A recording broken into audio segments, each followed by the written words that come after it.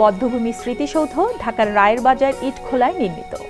১৯৭১ সালে বাংলাদেশের মুক্তিযুদ্ধের সমাপ্তি লগ্নে পাকিস্তান সেনাবাহিনী তাদের সহযোগীদের সহায়তায় দেশের যে সকল শ্রেষ্ঠ বুদ্ধিজীবী এবং অন্যান্যদের হত্যা করেছিল তাদের শ্রদ্ধার নিদর্শন স্বরূপ এটি নির্মাণ করা হয়।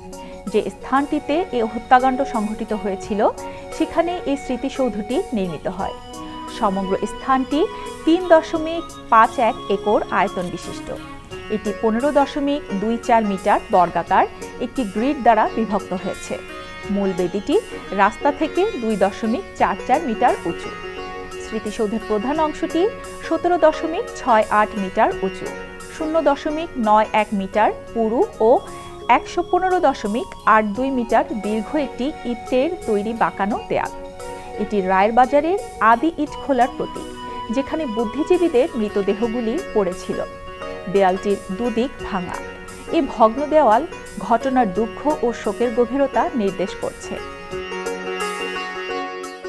দেয়ালের দক্ষিণ পশ্চিম পার্শ্বে একটি ৬.১০ মিটার বর্গায়তনের জানালা আছে।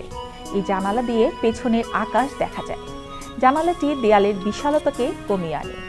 বাঁকা দেয়ালের সম্মুখভাগে একটি স্থির জলাধার আছে। জলাধারের ভেতর থেকে কালো গ্রানাইট পাথরের একটি স্তম্ভ উঠে এসেছে।